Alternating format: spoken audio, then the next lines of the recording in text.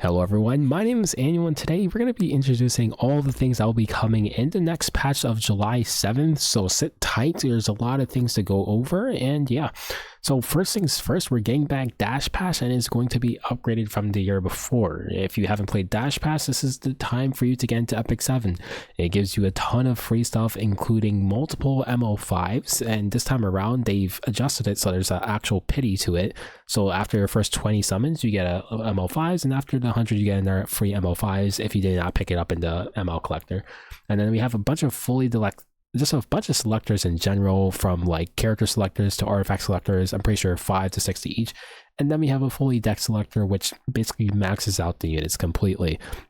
So you want to make sure you want to hop on to get these units because molas are very invaluable and getting free max out units are very nice. And in addition to that, we're getting our summer events, and we have three new units that are going to be coming out. And our first one is this here, which is the Y Young. Let me just turn on audio for this. It really is summer. And dang, this character looks really good. She is going to be a water thief, and she has her separate video already out if you wonder about her. This is our other character. Her video did not come out yet, but she's also going to be another unit, and her animation is also very good. Damn. And the last unit which they will show is somewhere near the end, so we'll jump to it in a bit. But yeah, this is just covers the Dash Pass event and how they upgraded it. So I already went over it. So they changed the pity system in like the Moonlight Summon event, so you get in your first 20 you get a ticket, and after 100 you get another ticket, right? So this is just so you can make sure you get the hero that you want, and this is going to be available up to ML Para, which is somewhere around the beginning of the year if I'm correct. So the only characters you won't be able to see is pretty much, I think, like Boss or Runka or something. Yeah, just some of the newer characters, and you're gonna have some limited summon bookmarks. I'm not too sure what exactly you're gonna be using this for, but yeah. And as per user, we're getting like a bunch of free like Covenant summons, so you can pick up a bunch of free stuff on there too. Next up, there's gonna be some web event and a popularity poll. So I'm pretty sure I'll get like the link I'll put in the description when I get it. And make sure to use this code if you don't have it already, Epic 7th. And this popularity poll will decide who is getting a limited skin that will be given out for free to the entire player base. So make sure you go and vote for your favorite characters so you can get the skin that you want. This is the Tropical Days summer event here. I'll just let that play in the back, and it's going to include all of our heroes from Nautilon High, or most of them. And I'm not gonna lie, this Orunka summer skin, it's kind of really good, but unfortunately that is not going to be a part of it. It's going to be bringing this little mini game here that's like vampire survivors. Epic 7 decided to join the crowd of vampire survivors, and they talked about E7WC here. That's going to have some offline finals like around 9/6, and this brings out the theme of A7WC, and all of you guys who said Genesis Ross, you're wrong. It's not Genesis Ross. Unfortunately, to all you homies and girls that thought they were going to get Genesis Ross, you were all wrong. It's Tenebria. So unfortunately, no husband. No, this time you're going to have to get the waifu, and this character is quite debilitating. I had a video talking about it, but then I started crashing out in the middle of it, so I'm not going to upload it or I'm going to get called a Doom poster. So basically she has AoE block, and if you want to see what she does, separate video for it. But this animation is pretty nice for either the E7WC like preview or like side screens, or maybe this is a introduction to maybe the new ML theater. I'm not too sure what this is exactly the preview to, but yeah, this is her animations. Next up, they talk about E7WC here and play the E7WC animations, and we're going to get a little bit of a summon for what is this? Like a login event, just how we had last year with Emma Luna, which will give you mystics every day to help you pull on these new mystic characters. Last but not least, we have some little miniature improvements due to, they were talking about how much they were trying to adjust arena.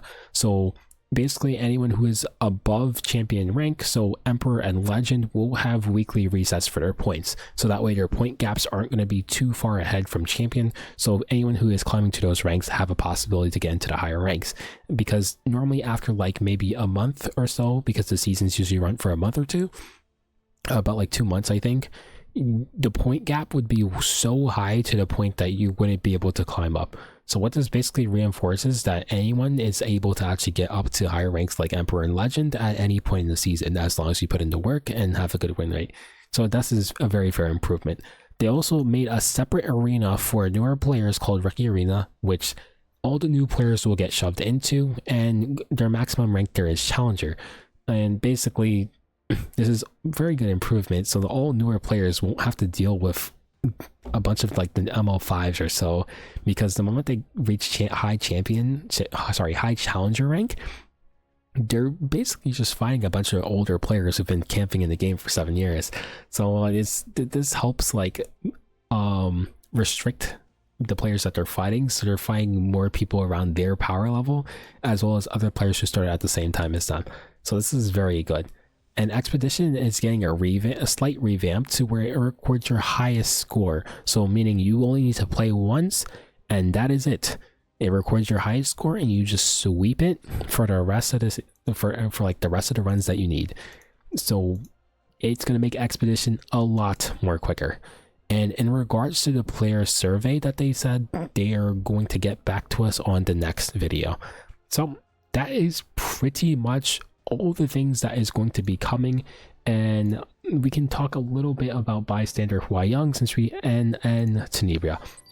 So just to skim over a little bit, she is going to be a thief. I don't know exactly what stat line she follows, but she has a pretty decent stat line if I can find it. Some decent speed, near high attack, okay bulk stats. It's not, I think this is okay for a thief. It might be low, I'm not too sure. Sorry, critical chance and some effectiveness. Not that she really needs it. Her S2, basically, if someone uses a non-attack skill, she's going to do an attack into the enemy with the highest defense and gets the attack buff, pens defense by 50%, and push herself by 20%. And if Vigor is granted to her, she takes an extra turn instead. Basically, this is meant to absolutely destroy the living heck out of Boss Arunca. As you can see, she did like half of Boss Arunca's HP, even though Ilanav was there. And if you use something like Conquerilla, she literally just takes an extra turn. Her S3 grants herself Vigor, so maybe if you don't have a Conquerilla, if you proc the S2 after this turn, she gets the extra turn. And this hits all enemies and bridges up your back row unit. I can't believe this. And her S1 is just a Dispel, so there's nothing too crazy. Her artifact itself is basically, what the frick? I did not read this before. Isn't it very good though? Okay, anyways. And lastly, Tenebria dispels 2 debuffs and then puts AoE block on everyone and puts a random debuff for 1 turn, and then increases compromise to herself for 50%. Her S2 gives everyone Rupture and gives Restrict to the entire team for 2 turns, and gives herself Stealth and Bear per torture level. And last but not least, her S1, when her S3 is not available, she drags a dual attack from the highest attack and puts a random debuff on you with a soul burn of 20 souls for grants an extra turn. So that is everything that's going to be coming up in the near future.